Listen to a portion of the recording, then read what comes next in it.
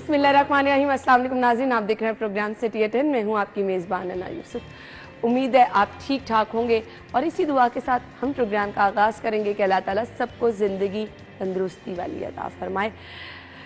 छोटी छोटी चीज़ों को नज़रअंदाज करना सीख लें अगर ज़िंदगी को खुशगवार बनाना चाहते हैं। बाकी यहाँ पर ज़िंदगी खुशगवार बनाने के हवाले से जो बातें चल रही थी वो तो भी छोड़ ही दें, क्योंकि वो बिल्कुल ही अजीब तरह से बातें चल रही थी। आजकल मैं आसपास अपने लोगों को देखती हूँ, आप जो अपने आसपास अपने इर्द गिर्द देख रहे होते हैं, एक्चुअली लोगों के वो मसाइल होते हैं। सो नज़रअंदाज करना, छोटी छोटी बातों को दरगुजर करना ना सिर्फ बड़ापन होता है बल्कि आपकी ज़िंदगी को आसान बना देता है। मैं अपने लिए भी यही मैसेज, क्योंकि समटाइम आपको कोई चीज़ें बुरी लगती है ना तो आप ऐਵੇਂ जलते कुड़ते रहते हैं, तो इससे किसी का नुकसान नहीं होता, आपका अपना होता है। दरगुजर करें, अपनी ज़िंदगी को आसान बनाएं। प्रोग्राम को भी आसान बनाने की आज कोशिश करेंगे, आपके साथ खबरें शेयर करेंगे, आपकी बुआतें शेयर करेंगे और इसके साथ साथ हमारे मेहमान 11 बजे हमें ज्वाइन करेंगे। पहली खबर आज की है जी, लाहौर की 80 अरब की सरकारी अराजी पर कब्जा है। PHA, वासा, ज़राअत समेत मुख्तलिफ महकमों को अलॉट की जाएगी। अच्छा जी, 48 मोजाजात से 3974 केनाल 12 मरले सरकारी अराजी काबिज़ीन से वागुज़ार करवाई गई है। सो कब्जा हो कैसे जाता है, कौन है ये माफिया जो कब्जा कर लेता है? हमारे सीनियर रिपोर्टर्स हमारे साथ मौजूद हैं, आमिर रजा खान और हसन अली। अस्सलाम वालेकुम। वालेकुम अस्सलाम। कौन है कब्जा माफिया, कैसे कब्जा हो जाता है आमिर भाई? अच्छा, फिर आप कहती हैं हंसते की ये वैसे मतलब कॉमेडी क्यों करते हैं हम लोग इस तरह की? ये तो पता नहीं क्या 80 अरब की कह रहे हैं। सिर्फ एक शालमी गेट के अंदर 80 अरब से जायद की प्रॉपर्टी गवर्नमेंट की कब्जे में है। सिर्फ एक शालमी गेट, 13 गेट दरवाजे हैं लाहौर के, उसमें से सिर्फ शालमी गेट के अंदर ये हसन अली साथ बैठा है, ये ताजरों की बीट करता रहा किसी जमाने में। कौन सा वहाँ पे कॉरिडोर है, कौन सा फुटपाथ है जहाँ पे कब्जा नहीं हुआ? हर जगह पे। सुए बाजार में आधे मरले जगह की कीमत जो है, आमिर भाई जो कब्जा करके बैठे हैं वो जिम्मेदार हैं, वो तो बेचारे पैसे मैं आपको क्या कह रहा हूँ, ये भी मजाक है। ये 80 अरब नहीं है ना, ये तो मैं कह रहा हूँ, ये बहुत ज्यादा है। ये एक प्रॉपर्टी टाइकून ने कहा था, जो प्रॉपर्टी के बहुत बड़े बिजनेसमैन थे, उन्होंने कहा सिर्फ LDA मुझे दे, बजट आप मुझसे ले लिया करें। कैसा है आप मुझे बताएं? ये जो फुटपाथ पे रेहड़ियां लगी हैं, ये जो लोगों ने फुटपाथों पे कब्जा, ये सरकार की जगह नहीं है। ये जो ड्रेनेज नालों के साथ साथ दुकानें बनना शुरू हो गई हैं, ये बन रही हैं, नालों के ऊपर बनी हुई हैं। ये सरकार की जगह नहीं है, ये सिर्फ कैमोफ्लाज है। सही कह रहे हैं। मौजूआत, इतने मौजूआत में इतनी जगह, इतने कनाल, इतना लोगों को ड्रामेबाजी, फ्रॉड, पेट्रोल पंप बने नजायज जगहों के ऊपर, बिल्डिंग्स बन गिरे भी हैं और बड़े बड़े बहुत बड़े बड़े लोगों के सियासियों के अभी भी हैं, या तो कहीं नहीं है। मुझे इसलिए मजाक लगता है कि मैंने तो सिर्फ एक शालमी का नाम लिया। आप आजम क्लाथ मार्केट चले जाएं, आप लोहारी के अंदर चले जाएं, शहर में कहीं भी चले जाएं, जहां आधे मरले जगह की कीमत जो है करोड़ों में है। सुए बाजार में इससे पूछे, इस वक्त लाहौर की सबसे महंगी प्रॉपर्टी वहां पे होगी, लेकिन वहां पे कोई नहीं जाएगा। ये आपको कैमोफ्लाज करने के लिए जनाब ये इतनी हमने वागुज़ार कराई, एक अदादोशुमार जारी किए जाएंगे, एक फ्रॉडबाजी की जाएगी। ये वो फ्रॉड है जिस पर बंदा हंसे ना तो क्या करे। मैं इसलिए कहता हूँ कि ये सारे मामला जो हैं, मुझे बताएं क्या अमेरिका में गरीब लोग नहीं हैं? पूरी दुनिया क्या वहाँ कब्जा करने देते हैं किसी को? नहीं। एक फुटपाथ पे आप कितनी सी नहीं लगा सकते ना, यहाँ क्यों लगाने देते हैं? माफिया वो है माफिया, और वो माफिया बहुत ये माफिया है जो LDA में बैठा है, जो कारपोरेशन में बैठा है, ये माफिया जो DC सरकार में बैठा है। ये बिल्कुल हसन अली सही लफ्ज बोला। अब इसमें मैं एक चीज, आमिर भाई, शालमी की कीमत नहीं है 80 अरब। आमिर भाई, इसमें सबसे मजेदार बात यह है कि पिछले दिनों ना एक बड़ा ग्रैंड ऑपरेशन किया गया रायवंड, वो जो अड्डा प्लॉट का एरिया ना जहाँ से CM साहिबा ने गुजरना होता है, इसीलिए साफ किया। इसीलिए मैं यही बात करना चाह रहा था कि आमिर भाई, वो मरियम नवाज साहिबा का नाम आएगा तो वो जरा वो दिल पे पत्थर रख के दिल में पत्थर रख के मैं तो कहना, या अल्लाह मरियम नवाज नूं मरज़ार च घर दे दे, सब्जाजार दे दे, या अल्लाह मेरे कोल ले आया किते, मेरी रोड से साफ हों। अच्छा, अब वहां दुआ कर रहा हूं, अब दुआ भी सिर्फ उनके गुजरने के लिए, अल्लाह करे कबूलियत की कोई भी घड़ी होती है, हमने तो ये सुना। अब इसमें ये देखिए ना कि वहां पे मेरा ख्याल है कुछ नहीं ना तो 500,000 दुकान जो है वो गिराई गई है पिछले दिनों। अच्छा, ठीक है, वो सिर्फ रास्ता साफ करने के लिए। तो ये आज की दुकानें तो नहीं थी, आज क्यों ख्याल आ गया? इतने पहले भी तो देखें, मुस्लिम लीग नून की हुकूमत पहले भी रही और भी हुकूमतें रही हैं, तब क्यों नहीं ख्याल आया, अभी क्यों ख्याल आया?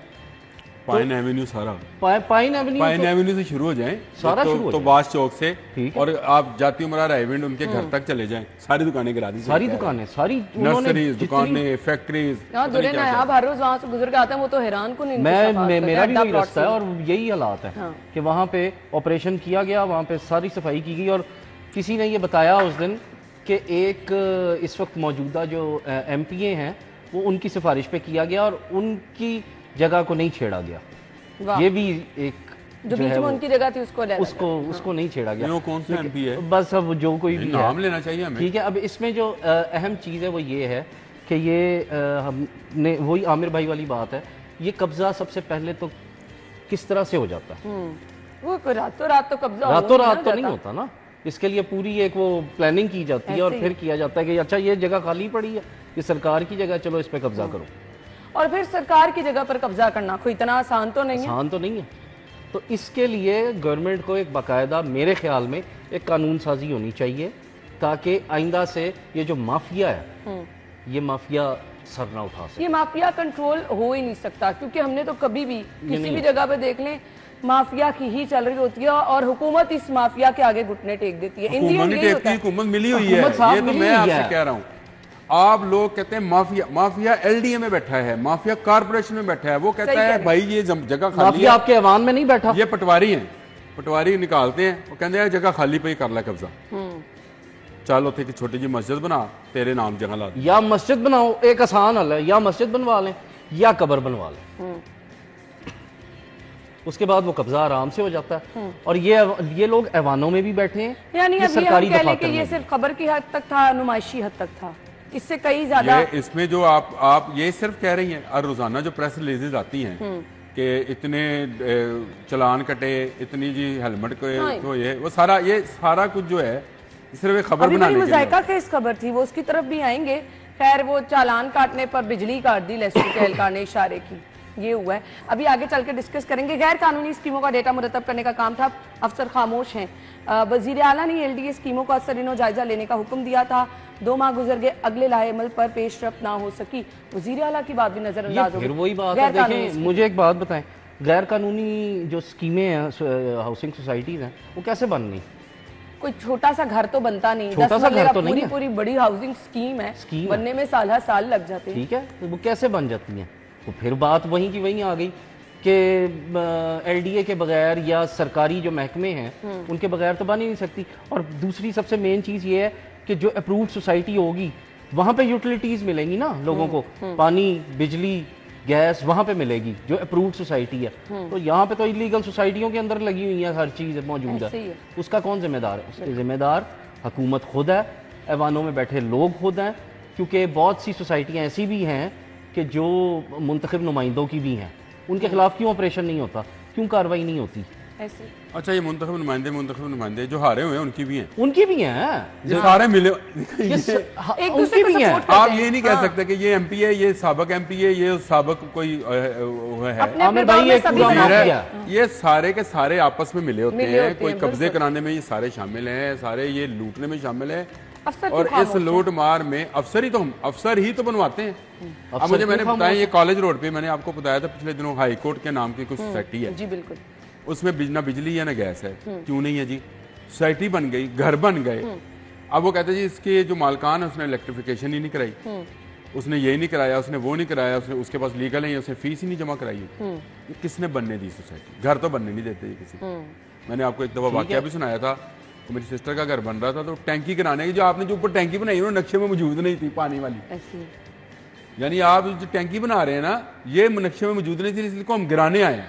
आमिर भाई मुझे ये बता दे, CM के अहकामात को कैसे नजरअंदाज किया जाता है? बहुत सारी चीजें हैं। ये जो माफिया, ये जो LDA और कारपोरेशन के लोग हैं, ये अल्लाह के अहकामात को नहीं मानते। CM कौन है मुझे ये बताएं। नहीं, इनका बहुत अल्लाह का हुक्म क्या है? मैं आगे से कुछ कह नहीं सकती। अल्लाह का हुक्म क्या है कि जिसने 1 इंच जगह भी किसी की कब्जा की, वो क़यामत के दिन उसकी नामे माल में से कितनी उसकी कमी होएगी, उसको इसका अंदाजा। ये अल्लाह का हुक्म नहीं मानते। आप CM की बात करती हैं, एक CM छोड़ कितने CM आए, कितने गए, इनको फर्क पड़ा? लेकिन इस CM मुझे बताएं, जितने टाउन प्लानर्स हैं सारे जितने भी हैं, दुरे को बिठा लें, कोई एक और उसकी फैमिली मुझे पाकिस्तान में अब दिखाएं ना। और उनके घर देखने वाले हैं जो यहाँ पे भी बने हुए हैं। नहीं, वो जाओ तो बन गए थे ना। जितने चीफ इंजीनियर्स हैं वो और उनकी फैमिलीज बाहर हैं जो रह के गए। जब तक ये रहते हैं तब तक वो आपके पास भी आते हैं, इधर भी बैठते हैं, उधर भी बैठते हैं, कहते भी हैं जी हम ये कर रहे हैं वो कर रहे हैं। ये सीएम को भी इसी तरह से, सीएम तो खैर जिन्हें लाया गली उधर नाल टूर चली, मैं तो पहले कहना होना सीएम साहबा जो है ना वो बस बातों बातों में मेरे ना दोस्त हैं इफ्तिखार मियाँ इफ्तिखार साहब, वो खैर उसके बड़े फैन हैं सीएम के भी और उसके कामों के भी। मुझे लगता है आपकी कम्युनिटी ऐसी। परसों भी वो जो है परसों भी मेरे साथ बहस कर रहे थे इसी ऑफिस के अंदर ही, तो मैंने उनसे कहा कि मुझे कोई एक प्रोजेक्ट बताएं लाहौर में जो उन्होंने शुरू किया। आप मुझे ये ना बताएं किसान कार्ड, सोलर सिस्टम, ये तो मुझे लाहौर का एक प्रोजेक्ट बताएं जो लाहौर की ट्रैफिक को सीधा करने के लिए उन्होंने शुरू किया है। जो शुरू हुए प्रोजेक्ट वो पिछले दौरे हुकूमत के थे, एक शुरू नहीं कर सके। तो आप मैं कह जी मैं भी उनका फैन हूँ जी सीएम साहब का, ये नहीं है कि मैं नहीं हूँ, मैं अभी ऑन एयर कह रहा हूँ कि मैं उनका फैन, उनके काम करते नजर आते बहुत ज्यादा फैन है। लेकिन आप जो प्रोडक्टिव काम है, कुछ रिस्पांसिबिलिटी जो प्रोडक्टिव काम है उसमें आप कहाँ तक, आपके अगर अहकामात नहीं माने, एलडी के कितने अफसरान जो है 2 माह में गए तो इनको मुअत्तल किया कि इन पर इंक्वायरी लगाई, आपने नहीं लगाई, तो इसका मतलब है कौन कहाँ मिला हुआ है किसी को कुछ पता नहीं चलता। लेकिन जो है इतना बड़ा सूबा है, ये इंतजाम ऐसे तो चलने वाला नहीं है, ये ऐसे ही चलता रहेगा, नहीं चलने वाला है। नहीं चले कितने सिर्फ तस्वीर तशहीरी तो बड़े-बड़े बोर्ड लगाकर, हर कोई निगरान वजीर आला नहीं होता कि जब दिल किया तो सरप्राइज विजिट के लिए निकल गया। बना ये लोग इसी तरह खा रहे हैं, पहले कॉर्पोरेशन के नाम पे खाते थे, अब एलडीए के नाम पे खा रहे हैं, ऐसे ही है। पता नहीं गरीब का यहाँ पे क्या होगा वो समझ नहीं आती है। हम ब्रेक ले लेते हैं, ब्रेक के बाद आएंगे हमारे साथ के लिए।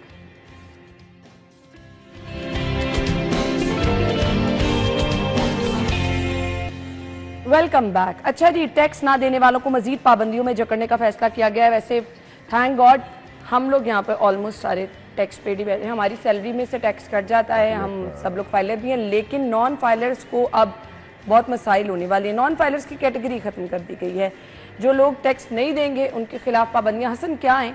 देखें अना, इसमें ना ये एक अच्छा स्टेप अच्छा है कि सबको कम से कम टैक्स नेट में लाने के लिए, क्योंकि जब तक सारे टैक्स नेट में नहीं आएंगे, जिसमें ताजर भी शामिल हैं, आम शहरी भी शामिल हैं, कि जो टैक्स नहीं देते, तब तक हमारा जो मुल्क का सिस्टम है वो ठीक नहीं होगा। लेकिन इसमें एक सबसे अहम चीज़ जो है वो ये है कि जो टैक्स दे रहे हैं उनको आप क्या फैसिलिटीज़ दे रहे हैं। सबसे मेन चीज़ तो ये है ना। अब अगर हम आमिर भाई अभी बात करेंगे थोड़ी देर बाद बाहर की, कि बाहर के मुल्क में सारे टैक्स देते हैं, ये होता वो होता, तो वहाँ सहूलियात भी लोगों को मिलती हैं। तो क्या जो टैक्स देंगे उनको उसी तरह से फैसिलिटीज़ मिलेंगी कि नहीं मिलेंगी? इसमें गवर्नमेंट ने ये एक अच्छा किया है कि पहले ये था कि जी जो नॉन फाइलर होगा उस पर टैक्स भी इतना होगा, ये होगा, वो कैटेगरी ख़त्म कर दिया। अब आईडी कार्ड उन्होंने एंटर करना, आप सामने आ जाएगी एक एक चीज़ कि जी ये फाइलर है या नॉन फाइलर है, इसने अपनी रिटर्न फाइल की हुई है कि नहीं की हुई, ये ट्रैवल भी नहीं कर सकता, ये कोई चीज़ खरीद नहीं सकता। तो मजबूरन लोगों को टैक्स नेट में आना पड़ेगा, और ये इसी तरह से आ सकते हैं लोग, इसके बगैर नहीं आ सकते। बेहतर यही है कि इस चीज़ को अगर तो ये वाकई ईमानदारी से गवर्नमेंट करना चाहती है, एफबीआर करना चाहता है। अच्छा, मुझे लगता है ये क्योंकि बहुत बड़े लेवल पे ये कैंपेन होनी चाहिए, इसलिए पॉसिबल भी नहीं है। हर साल हम देखते हैं कि आप टैक्स रिटर्न फाइल करने की डेट आगे बढ़ाई जाते हैं। वो इसीलिए बढ़ाते हैं, आप अपना टारगेट नहीं अचीव कर सकते। असल में वो इसीलिए बढ़ाते हैं कि लोग मैक्सिमम जो लोग हैं वो टैक्स नेट में आ जाएं। लेकिन हमारी बदकिस्मती फिर वही है कि हम लोग टैक्स नहीं देते, और इसमें ताजरों की एक बहुत बड़ी तादाद मौजूद है कि जो टैक्स देना पसंद ही नहीं करते। ऐसे ही है। तो जब तक ये इस तरह के स्टेप नहीं उठाए जाएंगे उस वक्त तक जो है वो सिस्टम आगे नहीं। अब तो स्टेप ये उठाए जा रहे हैं, जो नॉन फाइलर्स हैं बैंक अकाउंट, जायदाद, वो कुछ भी नहीं खरीद सकेंगे, सफर पर भी पाबंदी नहीं कर सकेंगे। अब अगर मैं टैक्स फाइलर नहीं हूँ और मैंने कहीं बाहर जाना है तो मुझे सबसे पहले फाइलर होना पड़ेगा। ये अच्छी चीज़ है आमिर भाई, बहुत अच्छी चीज़ है। मैं तो पहले ही कहता हूँ इसका टैक्स देने से कोई तल्लक नहीं है, फाइलर होने का, टैक्स देने से। मैं बार बार ये समझाता हूँ लोगों को कि भाई फाइलर हो जाए जब आपके पास कुछ होगा, जब आपने चोरी कुछ नहीं किया। तो डर किस चीज का?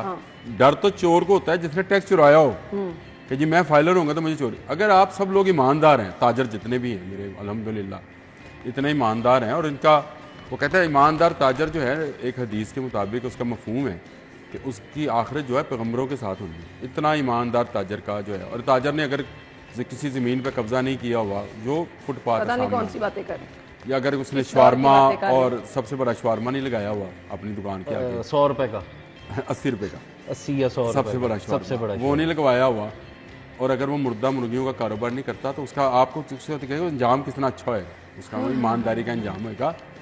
आपने कुछ नहीं चुराया तो भाई टैक्स फाइल कर दे। एक बात तो ये हो गई कि फाइलर होना सबके लिए ज़रूरी है। हसन ने बता भी दिया कि वो गाड़ी नहीं खरीद सकेगा, ट्रैवल नहीं कर सकेगा, तो वो बाकी चीज़ें चलती हैं। FBR को अपना सिस्टम उर्दू पे ट्रांसफर करना पड़ेगा, आसान बनाना पड़ेगा उसको ना, ताकि हर एक आप ये देखें। आप इस वक्त किसी से कहें कि यार मैं फाइलर होना चाहता हूं, मैंने ये बहुत कोशिश की, मैंने 2-2 दिन लगाए हैं इसके ऊपर, मैं फाइलर अपने आप को नहीं बना सकता। और लोग कहते हैं बड़ा आसान तरीका है वो। आपकी बात बिल्कुल ठीक आप खोलें FBR की, अगर वो आपको वो आयरस नंबर से ही मिल जाए तो मैं जो आप चोर की सजा वो मेरी सजा हो सकती है। FBR वाले भी प्रोग्राम देखते हैं, मुझे बताएं वो कैसे खोले। उसको इतनी अंग्रेजी आती हो जो आपके आयरस सिस्टम को समझ सके। सही कह रहे हैं आप उसको देखें कहां से कहां तरक्की कर गई। ये अरफा करीम टावर और पता नहीं IT इंडस्ट्री और IT फला ब्ला ब्ला ब्ला, आपने इसको उर्दू में ट्रांसफर तो कर नहीं सके इसको अभी तक। आसान फहम बनाएं भाई, लोगों को कहें कि ये आसानी है। ताजर साहब आप अपने बच्चे से कहें कंप्यूटर पे खोले, आपका शनाख्ती कार्ड नंबर दे, आपके सामने आ जाएगा जो डिटेल मांगी जाएगी कि आपके पास जेवर कितना है, आपके पास प्रॉपर्टी कौन कौन सी है, आपने इस साल क्या खरीदा क्या बेचा। आसान है ना जी।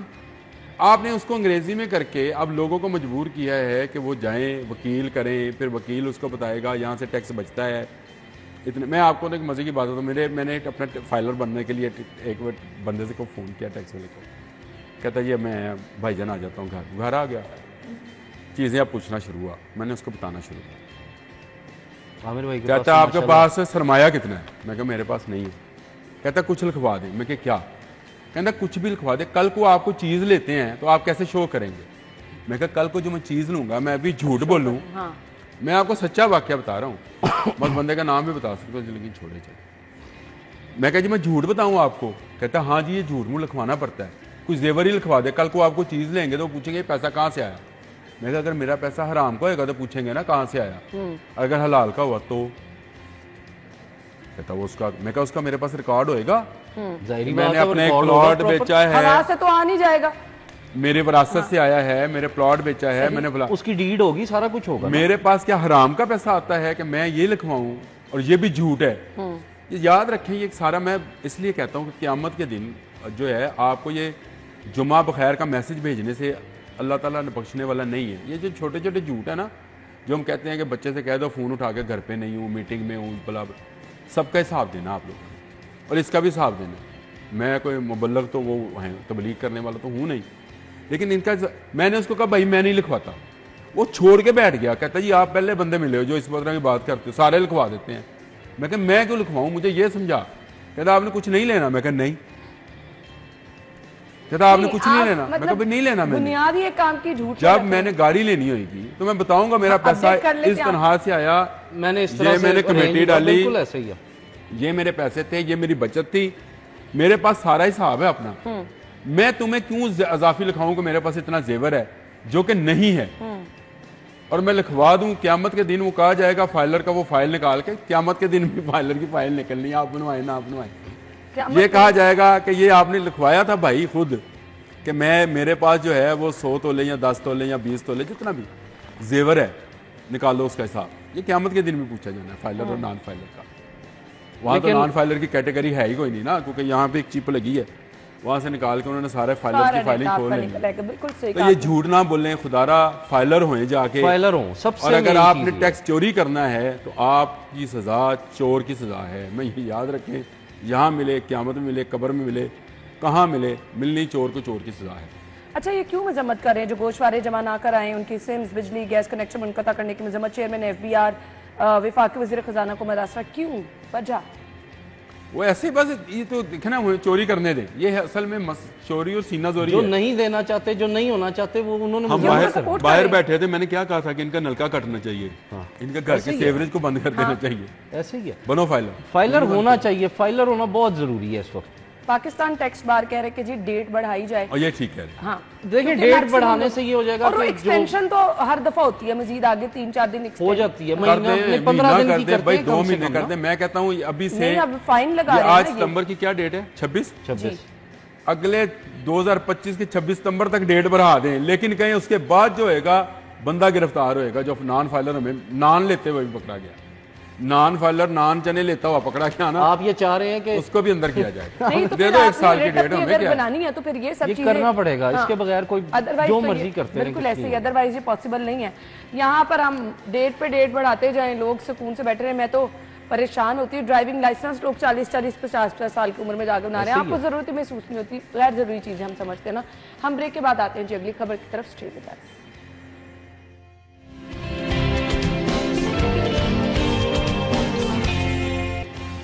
प्रोग्राम में आपको एक बार फिर से खुशामदीद कहेंगे। अच्छा जी, हमने अगली खबर की तरफ चलना है और अगली खबर हमारे पास है, बड़ा अजीब सा भी लगता है और अनोखा भी लगता है और समटाइम अच्छा भी लगता है जब कुछ ऐसा होता है कि फीस हुकूमत अदा करेगी। अच्छा, खबर क्या है? खबर ये जी, ग्लोबल IT सर्टिफिकेशंस प्रोग्राम का आगाज़ है। 10,000 नौजवान गूगल, माइक्रोसॉफ्ट, अमेजोन और इसके अलावा दीगर साइट्स जो हैं उस पर आलमी IT सर्टिफिकेशन हासिल करेंगे। फीस हुकूमत देगी। आमिर भाई, बहुत अच्छी बात है। मैंने अभी मेरा ख्याल डिस्कस भी कर रहे थे कि इसको प्रोग्रामिंग कर दें। IT सेंटर आपने बना दिया, इतना बड़ा अरफा करीम टावर बना दिया, IT यूनिवर्सिटी बनाने जा रहे हैं। अगला दौर IT का है, अगला दौर ये दौर IT का है, शुरू है ये सारा का ये दौर IT का है। पूरी दुनिया चलेगी, हम पीछे मैंने हैं। गलत कह दिया, हम बहुत पीछे हैं, हम बहुत पीछे। मैं माफी मांगू। ये दौर IT का है और दुनिया हमसे, और दुनिया क्या, इंडिया जो हमारा दुश्मन मुल्क और हमसाया मुल्क है, वो हमसे तकरीबन 30 से 40 साल आगे है इस सारे काम में। जो वो काम कर चुके हैं वो अब हम करने जा रहे हैं। दुनिया की जो बेस्ट एक यूनिवर्सिटी है, जिसमें न्यूयॉर्क की एक यूनिवर्सिटी है, वहाँ पे दुनिया के उन लोगों को लिया जाता है जिनका ब्रेन बहुत ज़्यादा इंटेलिजेंट होता है। और वहाँ पे साल में, मुझे एक दोस्त बता रहे थे कि साल में सिर्फ 15 या 20 लोग पूरी दुनिया से क्वालिफाई करते हैं। एक तो उसकी फ़ीस ही बहुत ज़्यादा है और वो लेते ही 15-20 लोग हैं, उसको उन्होंने चलाना होता है साथ साथ। और कहता मेरी हैरानगी की इंतहा ये है कि वहाँ पे इंडिया के 3 बच्चे भी एक क्लास में दाखिल थे और तीनों के तीनों मिडिल क्लास के, लोअर मिडिल क्लास के लोग थे। उनसे पूछा कि भैया आप इसकी फ़ीस और न्यूयॉर्क में और रहना और खाना और पीना, उन्होंने कहा जी हुकूमत देती है। हमारे वहाँ मुख्तलिफ टेस्ट हैं, अगर आप वो टेस्ट क्लियर करते चले जाएं तो गवर्नमेंट जो है आपको अपग्रेड करती जाती है आपकी फ़ीस ये। और हमने तीनों ने वो टेस्ट क्लियर किया जिसने इस यूनिवर्सिटी के लिए हमें काबिल बना दिया। जब हमने इस यूनिवर्सिटी को क्लियर किया तो गवर्नमेंट ने कहा तीनों बच्चे हमारे, रिहाइश हमारी, खाना हमारा, सारा कुछ, फीस हमारी, किताबें हमारी, सब कुछ, फिर आप ट्रेनिंग लें। कौमें कैसे तरक्की करती हैं, साथ वाला मुल्क बता रहे हैं। बिल्कुल सही। और हम अगर एक्सपोर्ट्स देखें, यहाँ पर बैठे, हम एक दिन, मैं और हसन अभी बार भी यही बहस कर रहे थे शायद, तो अगर एक सिस्टम बैठ गया तो क्या होगा, इसका मुतबादल क्या? मैं कहा मैनुअल है मुतबादल। हो कहता नहीं मुतबादल नहीं, दुनिया भर में तो मैनुअल नहीं है। सही, दुनिया भर में नया उन्होंने एक सिस्टम साइड पे रखा होता है, अगर एक सिस्टम क्लैप्स करे तो दूसरे पे उसको ट्रांसफर कर, यही बहस हो रही, यही बात हो रही थी हमारी। वो कैसे आएगा मुझे बताएं। एक हमने ये सर्टिफिकेशन जो है यहाँ पे कैसे 9 साल के बच्चे को IT का सर्टिफिकेशन मिल गया, 10 साल के जहीन बच्चे होंगे ना जिनको मिल गया। गवर्नमेंट ने क्या किया था? कुछ नहीं। तो ये गवर्नमेंट का, मैं समझता हूँ ये सिर्फ एक सर्टिफिकेशन के लिए नहीं, आपके तहकीक के लिए, आपकी रिसर्च के लिए, खासकर साइंटिफिक रिसर्च के लिए जो लोग काम करना चाहें, गवर्नमेंट को उनका बोझ उठाना चाहिए। गवर्नमेंट को उन पर पैसा इन्वेस्ट करना चाहिए। तो अगर आप अमेरिका के दौरे में और आप वहाँ पे जाके प्रेस कॉन्फ्रेंस पे और बड़ी गाड़ियों पे खर्च कर सकते हैं, उस डेलीगेशन को कम करें, इन बच्चों को साथ में इंडक्ट कराने की कोशिश करें दुनिया की अच्छी यूनिवर्सिटीज़ में, जहाँ पे तहकीकी मुकाले बनते हैं, लिखते जाते हैं, तहकीक की जाती है, साइंस पर तहकीक की जाती है, हेल्थ पे की जाती है, एजुकेशन। मैं कहता हूँ ये बच्चे वहाँ पे रह लें, ऐसे ही होंगे तो कौन? पाकिस्तानी नज़ाद। आज हम कहते थे वो बरतानिया का वज़ीर आज़म इंडियन नज़ाद है, गूगल का वो जो CEO है वो इंडियन नज़ाद कहते हैं ना जी, कहते हैं। तो मेरे लिए तो यही बड़ा फख्र होएगा यार, पाकिस्तानी नज़ाद बच्चा है। और ये वक्त की जरूरत है, और हुकूमतों के लिए मुश्किल भी नहीं होता, कोई मसला नहीं है, कोई मुश्किल नहीं है। ये चीज़ ये होना चाहिए देखें इस वक्त जो दौर है वो आर्टिफिशियल इंटेलिजेंस का है।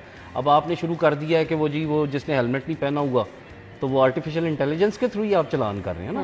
तो इस चीज़ को बढ़ाएं और ख़ास तौर पे जो आगे दौर है या ये दौर जो चल रहा है इस दौर को देखते हुए दुनिया से कम्पीट करना है, कैसे करेंगे? मुझे ना बड़ा अफसोस इस चीज़ पर होता है आमिर भाई, शहबाज शरीफ साहब ने अपने दौर में जो कंप्यूटर लैब्स बनाई उनके हालात आपको पता है ना। हम आगे आगे की दौड़ में लगे हैं, जो पीछे चीज़ें हैं आपको अपनी रूट्स भी तो बेहतर करनी है ना। अपग्रेड साथ साथ करेंगे तो फिर सरकारी स्कूलों के हालात देखें, वो कंप्यूटर लैब्स बंद पड़ी हैं, मतलब पूरी दुनिया टैब की तरफ जा रही है, बुक्स खत्म होती चली जा रही हैं।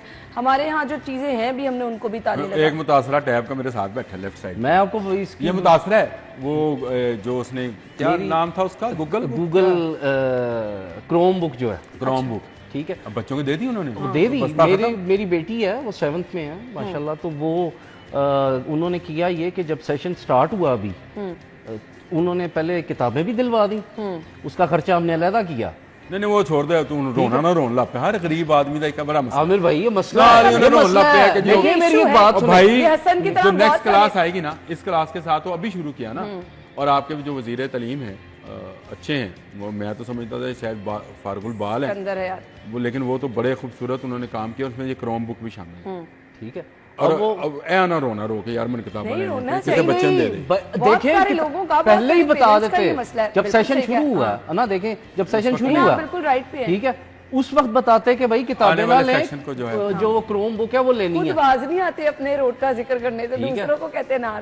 तो मुझे बताएं ना, आपने किताबें भी ली आमिर भाई, किताबें भी ली, क्रोम बुक भी किसे गरीब नहीं, ऐसे ना करें अब आप, खैर ये चीज तो है, लेकिन ये कि अब वो जो उसका सारा सिस्टम है, जो सिलेबस है, जो बुक्स हैं वो उसकी उस पे हैं अब सारी की सारी क्रोम बुक पे, तो वो बैठी होती है लेके और वो लगी रहती है और मुझे बता रही होती है साथ साथ कि बाबा आज ये है ये है ये, तो वो मुझे बड़ा होता है। लेकिन अब ये देखें ना, किताब खत्म हो जाएगी, किताब खत्म हो जाएगी। और ये अगर याद हो आपको, सरकारी स्कूलों में क्या होगा, वो वहाँ पे भी हो जाएगा। चले मैं कैसे हो जाएगा? एक मिनट ठहर जाए भाई, ठहर जाए नहीं होगा, ऐसे ना करें। सेंटर फीस बहुत सारी चीजें हैं जो हमें बर्दाश्त करना पड़ेंगी वक्त के साथ साथ, ये जब चीजें बढ़ती चली जाएंगी।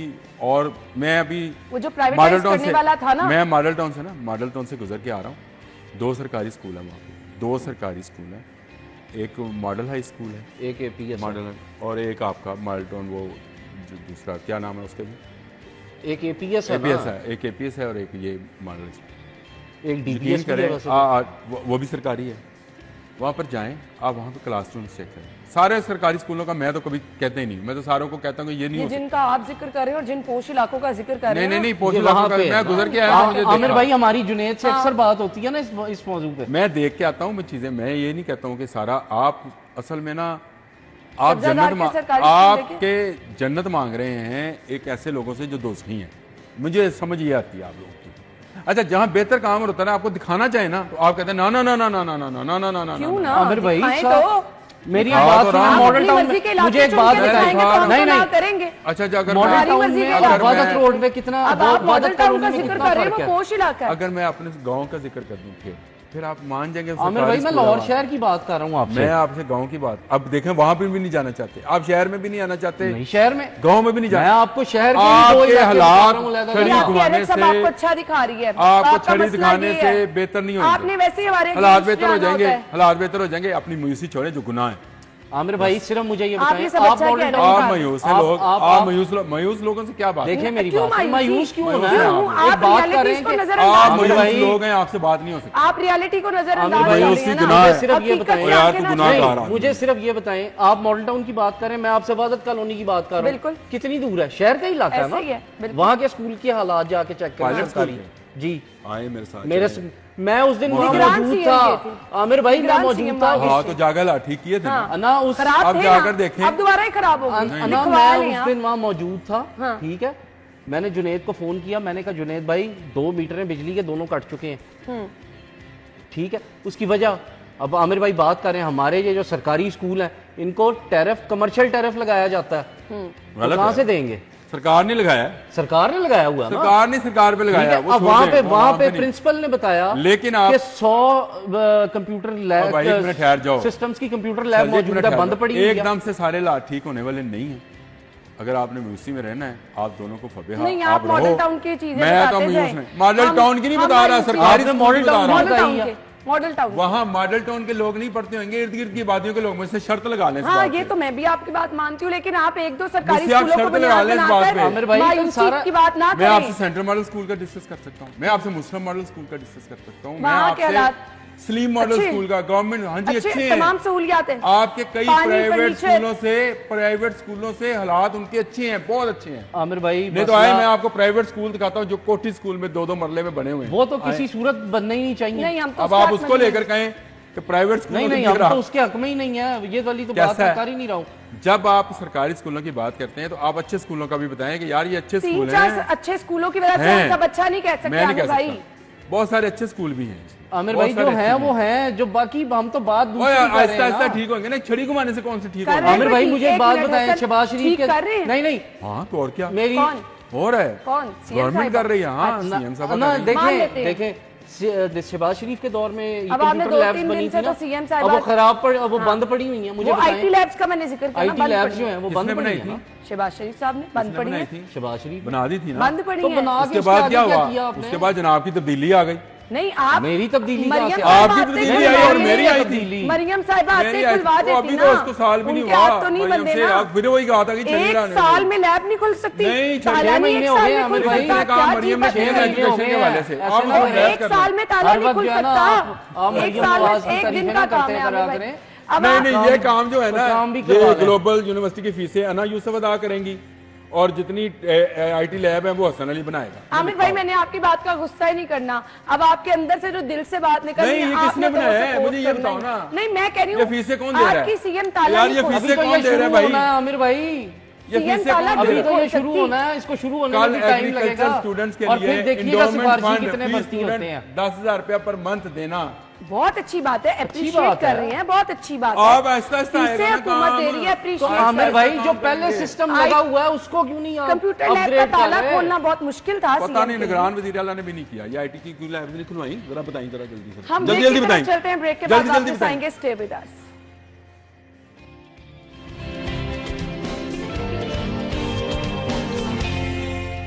एक बार फिर से आपको खुश आमदीद कहेंगे। Drug inspector, pharmacist, quality control board तलब, सरकारी अस्पतालों से अद्वियात चोरी करने का इंकशाफ, ये वो मसला है जो बहुत अरसे से चलता आ रहा है, जो बहुत दफ़ा सर उठाता है और फिर एक चुप सी आ जाती है। बहुत दफ़ा रिकॉर्ड जो है वो मांगा जाता है, इंकशाफात होते हैं और वो रिकॉर्ड फिर पता नहीं किधर चले जाता है। हर बंदा जो कि सरकारी अस्पतालों में जाता है शिकायत ये करता है कि दवाई पर्ची दे देते हैं, बाहर से लेकर आए, तो फिर दवाइयाँ ये चोरी होने का इंकशाफ होता है। असल मामला ये होता है हसन ना, ये फिर वही बात आ जाती है कि अस्पताल के अमले के बगैर ये काम नहीं हो सकता, माफिया, बात फिर वही आ जाती है दोबारा से। माफी क्यों नहीं मांग लेते हम इस माफिया से जो किसी को जीने नहीं दे रहा। और ये ऐसा खौफनाक माफिया है कि इसमें प्राइवेट हॉस्पिटल्स भी शामिल हैं। वो किस तरह से शामिल होते हैं कि जब उनके पास कोई मरीज जो है वो एडमिट होता है और खुदा न खास्ता किसी का कोई ऑपरेशन है या कोई इशू है, वो दवाइयाँ कहेंगे लिख के दे देंगे, आपको लिस्ट दे देंगे, उसके बाद आपको नहीं पता कि वो कितना यूज़ हुई है कितनी नहीं यूज़ हुई, वो वापस जो है वो उसी मेडिकल स्टोर पे जाके और वो पैसा जो है वो आपस में तकसीम होता है। आमिर भाई है ऐसी बात कि नहीं? बिल्कुल है, 100%। ठीक है, ये सिर्फ मेरे साथ हुआ तो मुझे पता है। ये सिर्फ हम एक सरकारी क्या रोए, ये प्राइवेट हॉस्पिटल भी है। हम बड़ा उनको कहते हैं कि जी बड़ा कुछ है, तो आपका कोई छोटा सा मामूली सा ऑपरेशन है तो एक लंबी फरिस्त दी जाती है, वो इस अखबार से बड़ी फरिस्त होती है। ठीक है, वो देते हैं आपको और कहते हैं जाइए ये मेडिसिन ले। अच्छा वो लगी नहीं लगी किसी को कोई पता नहीं है कि क्या हुआ। हाँ, उस टाइम मरीज भी इसी खुद मेरे अपने ऑपरेशन के लिए एक ब्लेड उन्होंने लिख के दिया भाई को, वही लेने चला गया, वो सरकारी हॉस्पिटल में वापस आया तो उन्होंने वो ब्लेड सा तो कोई कहा कोई होगा कोई इस्तेमाल की चीज़ हमें नहीं पता, तो पता चला कि जी वो तो जो ब्लेड था पहले तो लिया लेके दिया वही ब्लेड था और वो इस्तेमाल नहीं हुआ। और डॉक्टर ने फिर उस बंदे को डांटा कि तुम्हें किसने कहा था कि ये बाहर से मंगवाओ और तुमने क्यों मंगवाया। वो जितने का भी होएगा 3-4 रुपये का होएगा, कितना महंगा होएगा, लेकिन हमारे लिए इतना महंगा नहीं था, लेकिन एक आम आदमी और एक गरीब आदमी के लिए मैं तो हाथ से इसलिए रहा था, ये बात कर रहा था, तो कल वर्ल्ड फार्मासिस्ट डे था। हाँ। ये वर्ल्ड फार्मासिस्ट डे भी याद, एक काम जो निगरान गवर्नमेंट में सबसे अच्छा हुआ था, मैं उसको वो अस्पतालों की अपग्रेडेशन थी, रिवैम्पिंग जो थी ना, ये सबसे बड़ा काम था। और बड़ा उसमें काम था। सबसे बड़ा काम मुझे याद है, सर्विसेज मेरा बहुत आना जाना है। सर्विसेज हॉस्पिटल के बेसमेंट में ये दवाइयों के गोदाम थे और वहाँ पे पानी भर जाता है, वहीं से चोरी होती थी। आपको याद है कि निगरान वज़ीर आला ने जब इस पर कंट्रोल शुरू किया तो चोरी पकड़ी थी। जैसे ही निगरान गवर्नमेंट ख़त्म हुई, ये माफिया दोबारा से बहाल भी हो जाता है, बहाल भी हो जाता है। मुझे तो ये हैरानगी है, ये माफिया होता वहीं पे ही है ना। अच्छा, इसमें सब इन्वॉल्व होता वहीं है ना। ये बात वही आ गई आमिर भाई, जैसे होना क्या चाहिए, होना क्या चाहिए, जहाँ सरकारी हॉस्पिटल है, टीचिंग हॉस्पिटल, उसके 5 किलोमीटर के रेडियस में कोई मेडिकल स्टोर नहीं होना चाहिए, कोई प्राइवेट क्लिनिक और हॉस्पिटल नहीं होना चाहिए। यहाँ पे तो सबसे पहले बनता, सबसे पहले बनती हैं दुकानें। आप जरा जेल रोड पे सर्विसेज हॉस्पिटल के सामने चले जाए, जितना जंगला लगा है ये दुकानदार तोड़ देते हैं। हाँ। क्यों? कि वो जो मेडिसिन का जो गपला बता रहे हैं, हाँ। उसमें हमें आसानी रहे, ऊपर से घूम के आना होता है। वो जंगला तोड़ा जाता है और वो लगाया जाता है, तोड़ा जाता है, वो ऐसे ही है। ये जब तक ये माफिया इस तरह से ख़त्म नहीं ना किया जाएगा, ये हमने एक ऐसा माफिया डेवलप कर लिया है। सरकार के पास कोई ऐसा मैकेनिज्म ही नहीं है, कोई कंप्यूटराइजेशन ही नहीं है, कोई सिस्टम ही नहीं है, कोई ऐप नहीं है जहाँ पे आप अपनी शिकायत दर्ज भी कराएं तो ऐप से भी क्या होगा? कुछ भी नहीं होता, तो कुछ भी नहीं होता। लेकिन कितनी मेडिसिन आई, कितनी मरीजों पे इस्तेमाल हुई। एक मरीज आया, उसको क्या क्या मेडिसिन लगी, क्या हम रिकॉर्ड ले सकते हैं इनसे?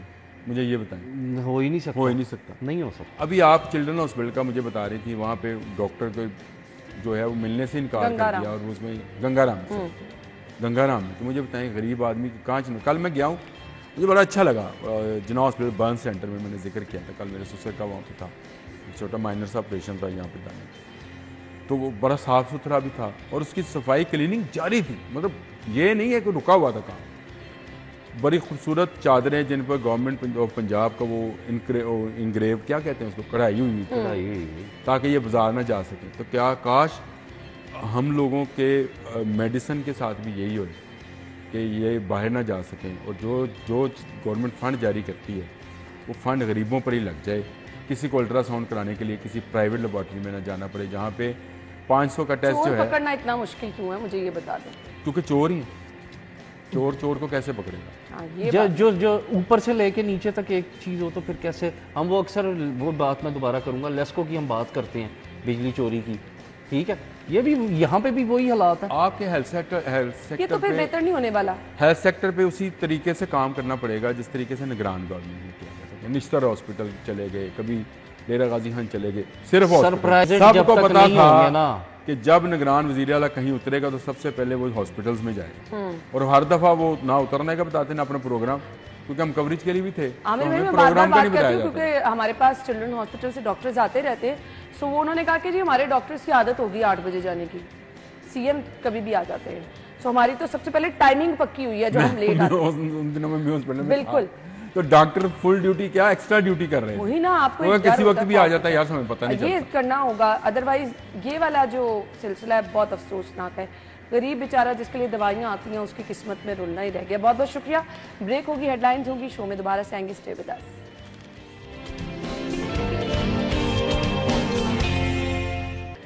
Welcome back once again. Programme में हम आपको खुश आमदीद कहेंगे, और प्रोग्राम के हिस्से में जी हम बात करने वाले हैं, आज है वर्ल्ड मैरीटाइम डे, जो हर साल सितंबर के आखिरी जुमेरात को मनाया जाता है। बहुत सारे लोगों को इस दिन के बारे में पता ही नहीं होगा।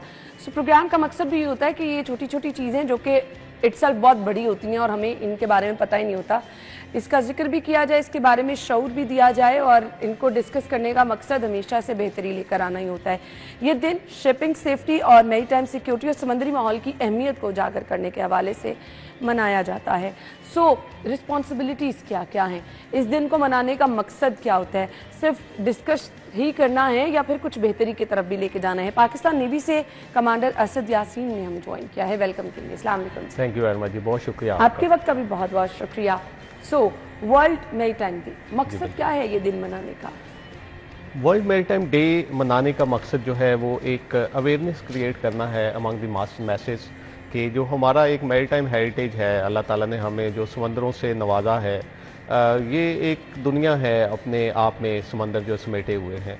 तो आप देखें कि हमारी जो मेजॉरिटी है अवाम, उसको इसका अंदाज़ा ही नहीं होता है कि हमारा कितना इन्हसार है समुद्रों के ऊपर। बिल्कुल आपने सही कहा। तो स्पेशली लाहौर में रहते हुए या पंजाब में रहते हुए तो हमने कभी हमें अंदाज़ा नहीं होता होगा कि हमारी सस्टेनेंस सारी समंदरों के ऊपर डिपेंड कर रही है। हमारी मेजॉरिटी जो ट्रेड है दुनिया के साथ वो समंदर के थ्रू होती है। तो हमारे जो समुंदर्स हैं, हमारे जो जितने सी हैं हमारे, उसमें इतने नेचुरल रिसोर्सेज हैं कि अगर हम उनको सही तरह से एक्सप्लॉयट कर लें तो हमारे जो इकोनॉमिक मसाइल हैं, हमारे जो बहुत मुआशी हद तक हल हो मुसीबतें हैं, वो सारी हल हो सकती हैं। बिल्कुल तो सही हमारे लिए इस दिन की बहुत अहमियत है कि हम लोग जो अल्लाह ताला ने हमें इस एहसास से नवाजा है, हमें उसका एहसास हो और हमें उसका शऊर हो कि हमने क्या करना है उस एहसास को प्रिजर्व करने के लिए और उसको मज़ीद इंश्योर करने के लिए कि उसको मैक्सिमम किस तरह एक्सप्लॉयट कर सकें। सो ऑलरेडी इस पर क्या काविशें की जा रही हैं और इस साल का थीम क्या है? इसमें पाकिस्तान नेवी अल्हम्दुलिल्लाह अपना किरदार अदा कर रही है, being the maritime stakeholder of the country.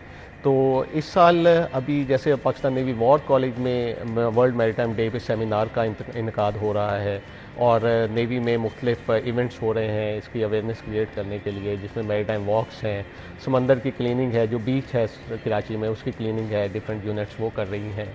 और उसके अलावा जो मैरिटाइम अवेयरनेस के हवाले से पाकिस्तान नेवी वर्कशॉप में इंशाल्लाह अगले दो महीने बाद मैरिटाइम सिक्योरिटी वर्कशॉप का इनकाद भी किया जा रहा है, जो एक रेगुलर फीचर है, जो 10 दिन की वर्कशॉप होती है, जिसमें हम लोग जो पॉलिटिशियंस हैं, जो डिसीजन मेकर्स हैं, ब्यूरोक्रेसी में हैं, आम आवाम है, एकेडेमिया है, हमारी यूनिवर्सिटीज़ के लोग हैं, वो आते हैं और वो मिल बैठते हैं और आपस में डिस्कशन करते हैं कि कैसे हमने जो अपनी मैरिटाइम सिक्योरिटी को इम्प्रूव करना है, हमारी ब्लू इकॉनमी जो हमारे एक बहुत बड़ा एसेट है, उसको किस तरह से हमने बेहतर तरीके से एक्सप्लॉयट करना है। तो ये पाकिस्तान नेवी का बहुत बड़ा इनिशिएटिव है जो अल्हम्दुलिल्लाह उस 2017 में शुरू हुआ और अब एक मैच्योर फॉरम बन चुका है, जो जिसके अब हमें फ़ायदे जो है वो नज़र आना शुरू हो गए हैं। सही। हम जब बात करते हैं कि हमने बहुत सारी चीज़ों को महफूज करना है और सफाई सुथराई का ख्याल रखना है, माहौल के तहफ़्फ़ुज़ पे काम करना है, तो बहुत बड़ी रिस्पॉन्सिबिलिटी है, एक दिन का काम तो है नहीं। एग्जैक्टली, बिल्कुल ऐसे ही ये जो है वो 24/7 जॉब है थ्रू आउट द ईयर। आपको एक एहसास होना चाहिए और इसमें सारे स्टेक होल्डर्स इन्वॉल्व हैं, गवर्नमेंट इन्वॉल्व है, सिविल सोसाइटी इन्वॉल्व है, जो प्राइवेट ऑर्गेनाइजेशंस इन्वॉल्व हैं, स्पेशली मीडिया का इसमें बहुत बड़ा रोल है कि मीडिया इस पे बात करे, इसकी अहमियत को समझे और इसको मज़ीद उजागर करे ताकि आम आवाम में इसकी अवेयरनेस क्रिएट हो सके।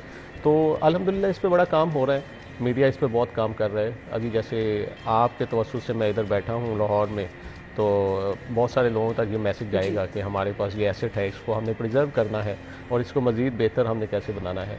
तो बेहतरी आ रही है और इंशाल्लाह मज़ीद बेहतरी आहिस्ता आहिस्ता आएगी। हम देख रहे हैं बहुत सारी मौसमियाती माहौलियाती तब्दीलियाँ आ रही हैं, ये कैसे असरअंदाज हो रही हैं? बिल्कुल ऐसे ही है। जो अभी पाकिस्तान आप देखें कि जो माहौलियाती तब्दीलियाँ आ रही हैं उसमें दुनिया में एक one of the major country है जो इससे इम्पैक्ट होगा, तो उससे हमारे जो समंदर हैं वो भी इम्पैक्ट होंगे। अभी बहुत सारे ऐसे ममालिक हैं, जैसे मालदीव्स की मिसाल ले लें या बाकी दूसरी कंट्रीज़ हैं, तो वो अगर इसी तरह टेम्परेचर बढ़ता रहा तो समंदर जो हैं वो उनकी सतह जो पानी की बुलंद होती रहेगी और बहुत सारी ममालिक उनको ख़तरा है कि वो सफ़ाए हस्ती से मिट जाएंगे, वो पानी के नीचे चले जाएंगे। तो हमारे लिए स्पेशली पाकिस्तान के लिए इसकी जो हमारा इंडस डेल्टा है, जो इकोलॉजिकल एक एसेट है पाकिस्तान के पास, जिसमें बहुत सारे जानवर हैं, बहुत सारे परिंदे हैं, बहुत सारी मादनियात हैं। तो अगर समंदर की सतह इस तरह इंक्रीज़ होती रही तो हमारा इंडस डेल्टा वो पानी मज़ीद इरोजन करता रहेगा समंदर का, और हमारी जो आबादियाँ हैं, जो कोस्टल एरियाज़ हैं, जो वहाँ पे जितनी भी पॉपुलेशन है उसको शदीद खतरात लाहक है। तो इसलिए ये एक निगलेक्टेड एरिया है। टाइम टू टाइम कैंपेन्स करनी है आपको, कुछ तो करना है ताकि मैक्सिमम इस पे जो है वो काम किया जा सके। बिल्कुल ऐसे ही है, बिल्कुल ऐसे ही है, इस पे बिल्कुल काम। मुझे ये बता दें कि अब बहुत सारी हमारी तिजारत का निसार, क्योंकि आपने जिक्र किया, उसके साथ साथ बेहतरी हम किस तरह से ला सकते हैं कि तिजारत बढ़े भी और फिर हम दूसरी तरह से भी अपने माहौल को भी साफ़ सुथरा रख सकते हैं। एग्जैक्टली हमारी जो मेजॉरिटी 97% ऑफ जो हमारी तिजारत है उसका इन्हसार समंदरों के ऊपर है। तो उस सिलसिले में अल्हम्दुलिल्लाह जो हमारी जो मेजर पोर्ट्स हैं, पाकिस्तान नेवी वहाँ पे कैंपेन चलाती रहती है, वहाँ सफाई सुथराई के हिसाब से, और जो उसके अलावा चैलेंजेस क्या होते हैं नॉर्मली, क्या चैलेंजेस होते हैं जहाँ पर बड़े लेवल पर तिजारत रहती है, वहाँ पर इश्यूज क्या क्या फेस करने हमारे लिए जो मेजर चैलेंज होता है पाकिस्तान नेवी के लिए वो मैरीटाइम सिक्योरिटी इंश्योर करना होता है, अपना जो एरिया ऑफ रिस्पॉन्सिबिलिटी है। क्योंकि अगर खुदा न खास्ता हमारा जो maritime security area of responsibility है, अगर कोई भी इंसिडेंट होता है, मैरीटाइम पायरेसी का इंसिडेंट होता है या टेररिज्म का इंसिडेंट होता है, तो उसके बड़े दूररस नताइज होते हैं। क्योंकि जो कंपनीज हैं वो सिक्योरिटी सरचार्ज आप पे इम्प्लीमेंट कर देती हैं। जब आप पे सिक्योरिटी सरचार्ज अगर इम्प्लीमेंट हो जाए तो आपकी जितनी भी चीज़ें आ रही हैं मुल्क में या बाहर जा रही हैं तो उनकी कॉस्ट बढ़ जाएगी। तो इसलिए हमारे लिए बहुत बड़ा चैलेंज होता है कि वहाँ अपने पूरे एरिया में हर वक्त 24/7 विजिलेंट रहें, किसी किस्म की जो खतरात जनरेट होते हैं उनको टाइमली न्यूट्रलाइज किया जाए और एक पीस और स्टेबिलिटी जो है वो अपने एरिया में मेंटेन रखी जाए। तो अल्हम्दुलिल्लाह आपने देखा है कि हमारा एरिया सिक्योर है और सिक्योर इसी वजह से है कि नेवी अपना काम कर रही है। बिल्कुल, वो बिलाशुबा पाकिस्तान नेवी की खिदमत जो है उनको इसमें सराहना चाहिए। अगर हम तिजारत को मज़ीद फ़रोग देना चाहें तो कुछ तजावीज़ मैं आपसे ज़रूर जानना चाहूँगी, क्योंकि इससे हमारे मुल्क की मईशत में बेहतरी आएगी। इस अमल को हम मज़ीद तेज़ कैसे कर सकते हैं, क्या तजावीज़? बिल्कुल ऐसे ही है। अभी हमारा जो ब्लू इकॉनमी एक सेक्टर है एक, तो वो बहुत बड़ा हमारे पास जो एसेट है, कोस्टल एरियाज़ हैं, वहाँ पे पोर्ट्स हैं, वहाँ पे टूरिज़्म की बहुत ज़्यादा अपॉर्चुनिटीज़ हैं, वहाँ पे इंडस्ट्रीज़ लगाई जा सकती हैं जो कि डायरेक्ट जिनको एक्सेस हो गल्फ़ को और बाकी पूरी दुनिया को। तो उस सिलसिले में जैसे मैंने पहले जिक्र किया मैरीटाइम सिक्योरिटी वर्कशॉप का भी, तो एक पाकिस्तान नेवी ने एक ऐसा फोरम प्रोवाइड कर दिया है जहाँ पे सारे बिजनेस कम्युनिटी भी मिल के बैठती है और जो डिसीजन मेकर्स होते हैं जिन्होंने इन्वेस्टमेंट को जो सहूलियात देनी होती हैं बिजनेसमैन को, वो भी मिल के बैठते हैं। तो आपस में डिस्कस करते हैं और उनके मसले जो हैं वो गवर्नमेंट को मसाइल बताते हैं और गवर्नमेंट अपनी लिमिटेशंस उनके कन्वे करती है और जो अपॉर्चुनिटीज़ और पोटेंशियल है वो बिजनेसमैन को प्रोवाइड किया जाता है। तो इंशाल्लाह इस तरह के इनिशिएटिव होते रहे तो आहिस्ता आहिस्ता बेहतरी आती रहेगी हमारी तिजारत में भी और मैरीटाइम ट्रेड जो है और हमारा जो मैरीटाइम पोटेंशियल है वो सही मानों में हम एक्सप्लोर बिल्कुल। सोशल मीडिया का दौर है, हम बड़े लोगों को मैसेज भी दे सकते हैं, कुछ पब्लिक सर्विस मैसेजेस जो हैं वो हम लोगों तक पहुंचा सकते हैं, इस पर काम किया जा रहा है। बिल्कुल ऐसे ही है, सोशल मीडिया को पूरी तरह एक्सप्लॉइट किया जा रहा है और अब हमारा जो पाकिस्तान नेवी है, DG ISPR है और जो बाकी चैनल्स हैं तो आप लोग भी फॉलो करते हैं वो, तो उसमें जो मैरीटाइम अवेयरनेस के हिसाब से या जितने भी सोशल इश्यूज़ हैं, हमारे जो अपॉर्चुनिटीज़ हैं specially in with respect to the blue economy और मैरीटाइम ट्रेड, उस पर भरपूर तरीके से उसको उजागर किया जाता है। हर साल का थीम डिफरेंट होता है, इस साल का थीम क्या है? इस साल का थीम है navigating the future, safety first. तो हमने फ्यूचर की तरफ जाना है, एट द सेम टाइम हमने इंश्योर करना है सेफ्टी को भी। तो अगर इस थीम का एसेंस समझा जाए तो इसमें सारी चीज़ें इंक्लूड हो जाती हैं। मैरीटाइम शिपिंग है, मैरीटाइम सिक्योरिटी है और इन्वायरमेंट को कैसे महफूज बनाना है, तो सारे कंपोनेंट्स को इम्बेड करके ये थीम जो है बनाया गया। सही। कुछ आपकी रिस्पॉन्सिबिलिटीज़ के हवाले से मैं जानना चाहूँगी, तो किस तरह से आप अपनी रिस्पॉन्सिबिलिटीज़ निभा रहे हैं, क्या क्या ड्यूटीज़ होती हैं, पूरी डे की रूटीन क्या होती है? अब हमारी जैसे अभी मैं पाकिस्तान नेवी वॉर कॉलेज में पोस्टेड हूँ, वहाँ पे डायरेक्टिंग स्टाफ की ड्यूटी सर अंजाम दे रहा हूँ। तो ये पाकिस्तान नेवी वॉर कॉलेज हमारी जो नेवल लीडरशिप है, फ्यूचर लीडरशिप, हम उसको प्रिपेयर करते हैं, उनको कोर्सेज करवाते हैं ताकि जो फ्यूचर के चैलेंजेस हैं उनसे वो नौजवानों में फिर कैसा जज्बा देखते हैं आप? नौजवानों में कैसा जज्बा देखते हैं? नौजवानों का अल्हम्दुलिल्लाह जज्बा बहुत बुलंद है और आजकल कि आपको पता है कि नौजवान जो है वो ज़्यादा वेल इन्फॉर्म्ड हैं, उनको मसाइब और जो हालात हैं उनका अंदाज़ा है, उनको चैलेंजेस का पता है और स्पेशली उनकी जो सोशल मीडिया अवेयरनेस है और जो डिजिटल ख़तरात हमें लाहिक है आजकल के हालात में, उसका उनको बड़ी अच्छी तरह तदराक है। और मैं देखता हूँ कि वो now they have become the front line soldiers of this country. That's really great. Message क्या होगा आज के दिन के मुनासिबत से? आज के दिन के हवाले से मेरा आवाम के लिए यही मैसेज है कि अल्लाह ताला ने ये जो हमें इसासा दिया है समंदर का, तो इसको पूरी तरह हमें इस्तेमाल करना चाहिए।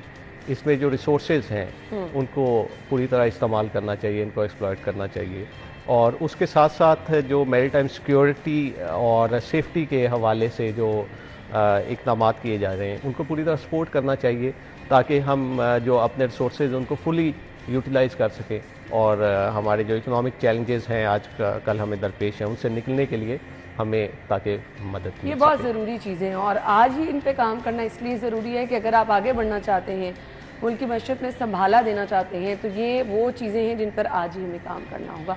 थैंक यू सो मच आपके थैंक यू बहुत शुक्रिया आपका। हम ब्रेक के बाद आपको ज्वाइन करेंगे, स्टे विद अस।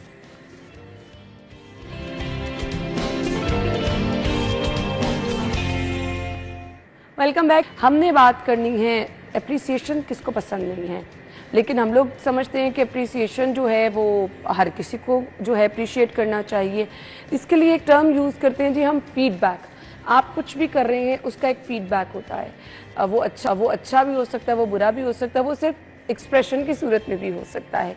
अब ये फीडबैक होता क्या है, क्या ये हमेशा अच्छा ही होना चाहिए, क्या फीडबैक देना ज़रूरी भी है?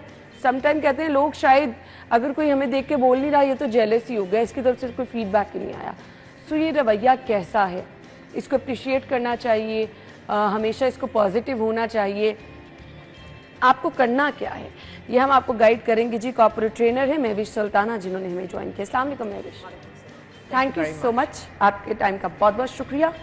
सो फीडबैक हम किसे कहते हैं? What is feedback? That's the very first thing we need to understand. आपकी परफॉर्मेंस कैसी है, आप कैसा कर रही हैं, आप कैसा दिख रही हैं। मेरे साथ एक साहब बैठे हैं and he doesn't smell well, और मेरे लिए उनके साथ बैठना मुश्किल हो रहा है। Should I tell him? So that is feedback. क्या पर्पज़ है फीडबैक का कि जो कोई शख्स काम कर रहा है, thumbs up, आप ये काम करते रहिए, बहुत अच्छा है, या फिर we need a change of course, we need improvement. So ये दो पर्पसेस हैं फीडबैक के। आप खाना बनाने पे फीडबैक देते हैं, आप किसी के पहनने पे, किसी के चलने पे, बात करने के तरीके पे। ना हम हमेशा अच्छा सुनने के आदी हैं। हाँ, कोई बुरा कहे तो फिर हम समझते हैं जेलिसी वाला एलिमेंट है। एग्जैक्टली। कोई बुरा मना जाएगा, मतलब आपका फीडबैक रुक जाता है। True true. सो और इसीलिए लोग फीडबैक के साथ एक नेगेटिव कॉनोटेशन है, क्योंकि लोगों को लगता है कि feedback is equal to criticism. मुझे फीडबैक देना है, यानी कि मुझे चुन चुन के इसमें से बुराइयां और खामियां निकालेंगे, which is absolutely wrong. Feedback का मकसद कतअन क्रिटिसिज्म नहीं है। आपका ऑनेस्ट ओपिनियन होना चाहिए ना। Feedback is like a compass जो आपको डायरेक्शन दे सके, क्लियर स्पेसिफिक डायरेक्शन दे सके। ओ तो मैंने ये कोर्स की बजाय ये वाला कोर्स लेना, या फिर हाँ ये कंपास सही बता रही है, मुझे अपनी इसी डायरेक्शन में इसको और डिटर्मिनेशन के साथ जाना है। फीडबैक अक्सर लोग ये कहते हैं कि ये ज़रूरी नहीं है। फीडबैक बहुत ज़रूरी है। I will tell you why. So let's talk about this person, mister A, जिसके साथ बैठना मुहाल है बिकॉज ही इज थिंकिंग, ठीक है ना। एक और शख्स है मिस्टर बी, जो एक ईमेल बना रहे हैं और मुझे नजर आ रहा है कि इसमें मिस्टेक्स हैं। मैं इनको नहीं बताऊंगी कि आप स्टिंग कर रहे हैं, because I want people to make fun of him. जितनी देर वो ऑफिस में है, अच्छा है यार, जरा हंसें लोग इसके ऊपर।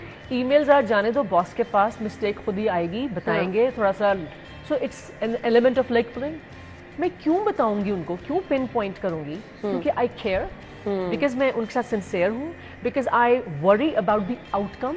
समटाइम लोग नहीं अंडरस्टैंड करते ना कि आप अंडरस्टैंड नहीं करें। So let me explain this thing in this way कि हम फीडबैक तभी देते हैं जब हम उस शख्स के साथ कोई लगाव रखते हैं, उस काम के साथ लगाव रखते हैं, हम एक बेटर रिजल्ट चाहते हैं। So we say that you give feedback and you take feedback as a gift.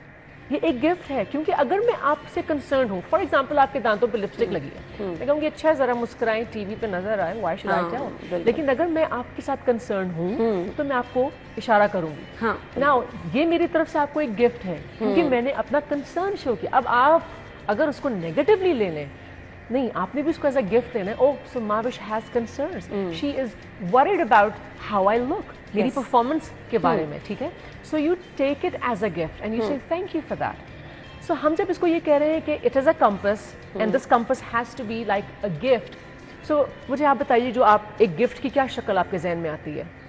किस तरह की शक्ल होती है गिफ्ट की? ऑब्वियसली आप उसको देख के हैप्पी हो जाते हैं। हैप्पी, रैपिंग होती है, रिबन होता है। सो फीडबैक को हमने पैकेज करना होता है। चाहे वो फीडबैक ये है कि नहीं, आप जो कर रहे हैं वो ठीक नहीं है, इसको थोड़ा सा बेहतर कर लीजिए, या आप ये कह रहे हैं कि ओह Thums up great.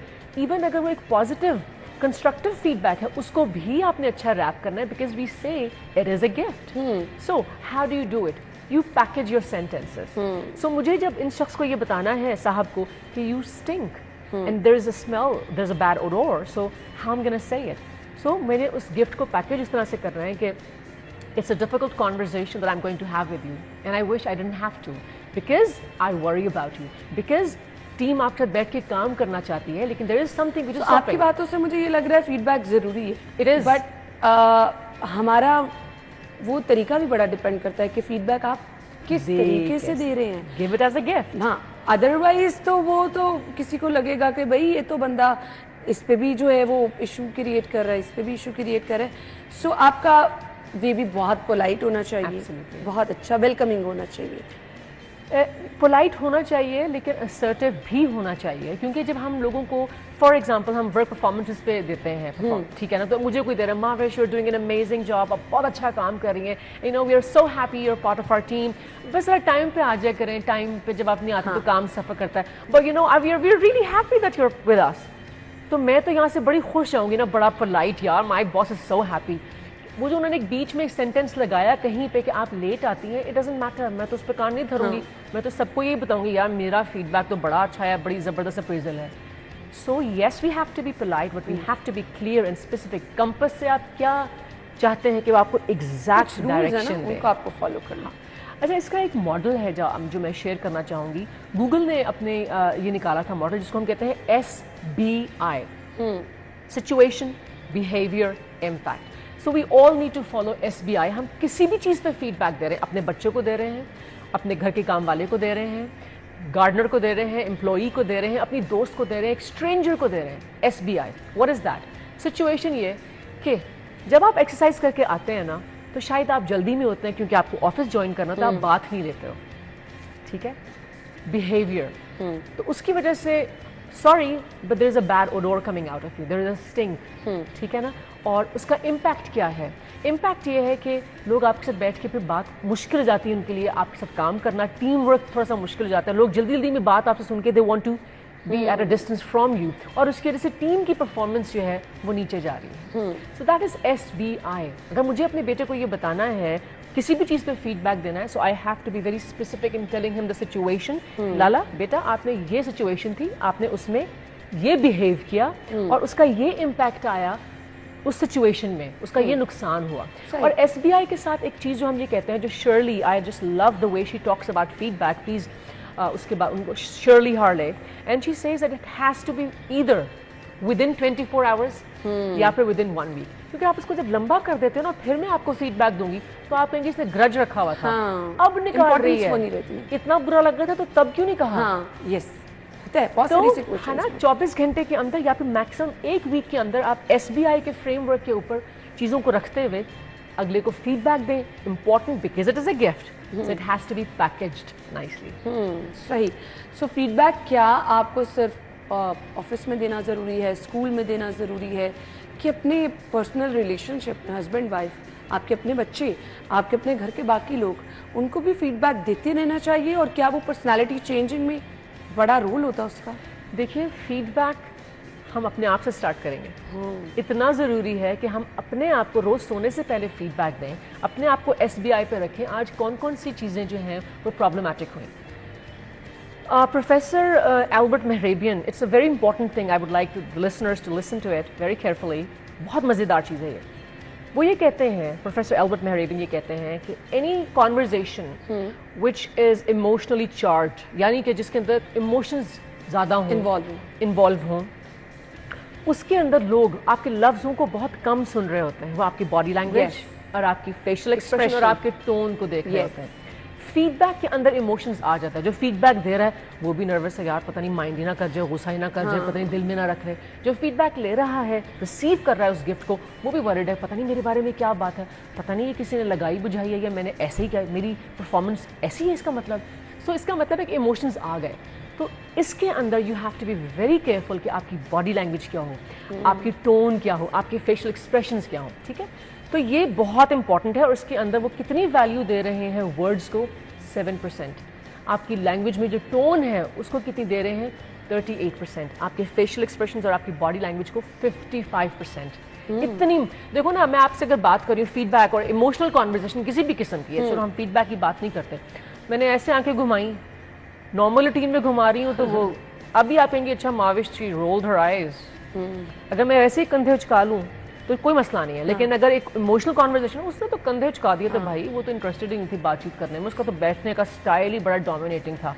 So body language, tone, this all matters, words बाद में आ जाते हैं। अब आपकी जो क्वेश्चन था, coming back to that, so we start with ourselves. मैं अपने आप को फीडबैक दूंगी, how was my day, did I perform good, और मैं एक थर्ड पर्सन, एक थर्ड पार्टी के तौर पे अपने आप को देखूंगी कि आज इस सिचुएशन में मैंने बिहेव किया था और इसका इम्पैक्ट जो मैं समझ रही थी वो नहीं आया। Oh, so I need to look at again कि सिचुएशन क्या थी, बिहेव मैंने क्या किया, करना कैसे चाहिए था, ये इम्पैक्ट आया और क्या आ सकता था या क्या आना चाहिए था। सो अगर हम अपने आप को फीडबैक दे रहे हैं, so you can imagine how important is कि मैं आपको, बहन भाइयों को, रिलेटिव्स, फ्रेंड्स, फैमिली, स्ट्रेंजर्स, अगर एक शख्स सड़क पर जा रहा है, there is something problematic with his dress, lady है, अक्सर लोगों के साथ हो जाता है, that's okay, दुपट्टा लटक रहा है लेट्स से, तो why not, मैं क्यों नहीं इनको बता सकती, because I care कि खुदा ना खास्ता कोई एक्सीडेंट ना हो जाए इसकी वजह से। बिल्कुल बिल्कुल। सो ये छोटी छोटी चीज़ें मेरे ख्याल से आपकी अपनी सेल्फ ग्रूमिंग के लिए बहुत अच्छी होती है। आप, मेरे ख्याल से वो जिन लोगों के अंदर आदत ही नहीं ना होती, जो केयरलेस से होते हैं, वो बहुत सारी चीज़ें सीख भी जाते हैं। मेरे ख्याल से सबसे पहले अपने बच्चों को हमें ये चीज़ें सिखानी चाहिए, उनसे फीडबैक, ये आपकी स्कूल लेवल पे काउंसलिंग में चीज़ें शामिल होनी चाहिए। लेकिन हम समझते हैं कि कोई फीडबैक, अच्छा ये जो माइंड सेट है ना कि किसी ने कुछ कह दिया है तो भाई उसने तो नेगेटिव ही कहा, वो मेरे से जेलस हो रहा है, इसको हमने कैसे चेंज करना है? That you, आपने, आपकी बात बिल्कुल दुरुस्त है कि इसको अपने आप से, अपने घर से शुरू करेंगे। We need to tell ourselves and we need to tell our family members, देखो फीडबैक इज अ गिफ्ट। अगर कोई आप में चेंज लाना चाह रहा है तो इसका मतलब है वो आपसे कंसर्न रखता है, वो आपके बारे में फिक्रमंद है, तो इसको आप ऐसे लो। आपको लगता है कि सुनने, उसने उसको पैकेज ठीक नहीं किया, हो सकता है उसने तलख लफ्जों में आपसे वो फीडबैक दे दिया, लेकिन चलो उसके अंदर हम अपना बेहतरी का पॉइंट निकालें कि इस गिफ्ट में मेरे लिए क्या बेहतर है चीज़। सो इवन जब आप किसी को पॉजिटिव फीडबैक भी दे रहे हो ना, तो किसी को ये कहना यार you are doing a very good job, I am so happy, ये फीडबैक नहीं है, ये कमेंट है।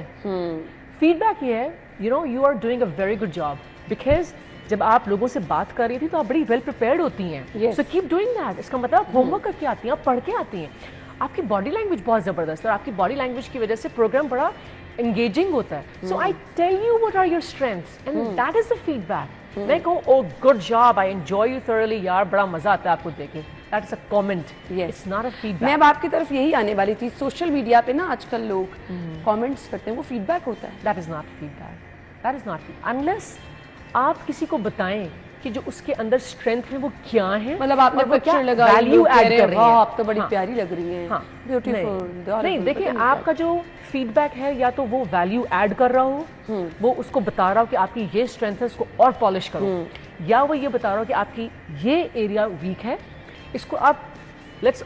सो फीडबैक इज अ डायलॉग जिसमें आप दूसरे पार्टी को भी इन्वॉल्व करते हो कि ओके सो ये हमारी वीकनेस, ये वीकनेस हमने आइडेंटिफाई की है, how should we solve it?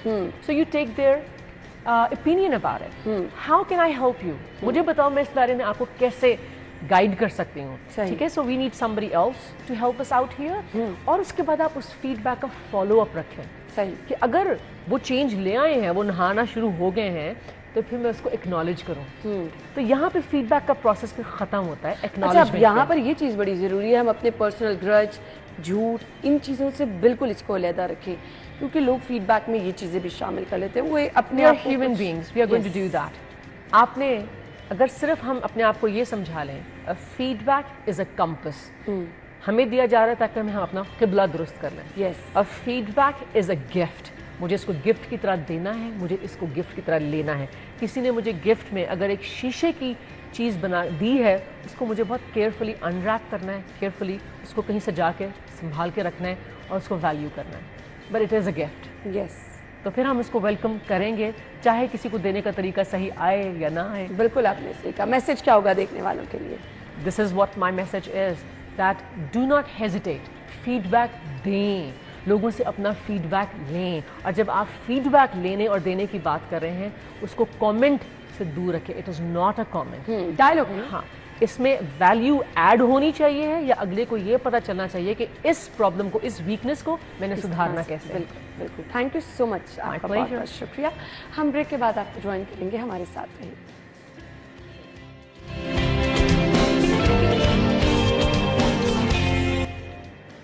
Welcome back once again. So हम सेगमेंट्स का सिलसिला आगे बढ़ाएंगे और अभी शामिल करेंगे सेगमेंट टुडेज वेदर।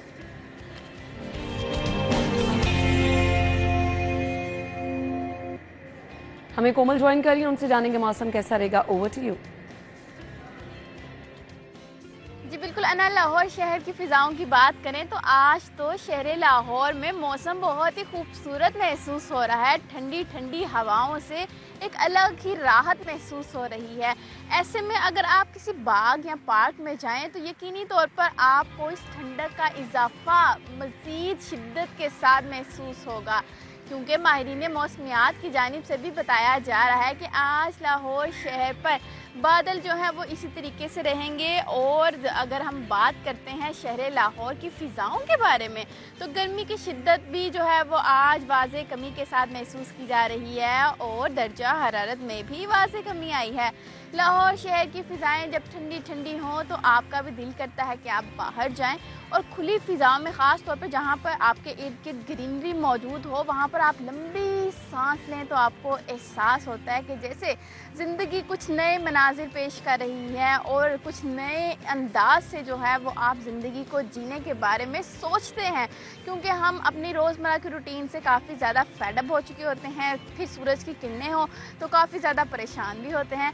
ऐसे में जब मौसम खुशगवार हो जाए तो ये किसी नेमत से कम नहीं होता। इर्द गिर्द फूलों की महकती खुशबू फ़िज़ाओं को जहाँ पर मुअत्तर कर रही होती है वहीं आप भी मौसम को एंजॉय करना शुरू कर देते हैं। यकीनी तौर पर आज जब आप आ रही होंगी तो आपने महसूस किया होगा कि शहर लाहौर में फ़िज़ाएं जो हैं वो बहुत ज़्यादा खूबसूरत अंदाज में चल रही हैं और हवाओं का सिलसिला जो है वो महकाता चला जा रहा है, जो कि गर्मी की शिद्दत ने काफ़ी ज़्यादा लाहौरियों को तंग किया हुआ था। आज जहाँ पर फ़िज़ाएं हवाएं चल रही हैं, पत्तों की सरसराहट सुनाई दे रही है, रंग बिरंगे फूलों की महकती खुशबू हमें जो है वो फ्रेगनेंस जो है वो हमें स्मेल करने को मिल रही है, उसी के साथ साथ परिंदों की चहचहाहट सुनाई दे रही है। तो ये एक अल्लाह ताला की हमारे पे बहुत ज़्यादा रहमत है कि लाहौर शहर की फ़िज़ाएं जो हैं वो अब बेहतर हो रही हैं। और माहिरीन मौसमियात ने आज दिन भर बेहतरी के हवाले से बताया है कि शहर का मौसम बेहतर रहने वाला है, लेकिन फ़िज़ाई आलूदगी ने भी घंटी बजा दी है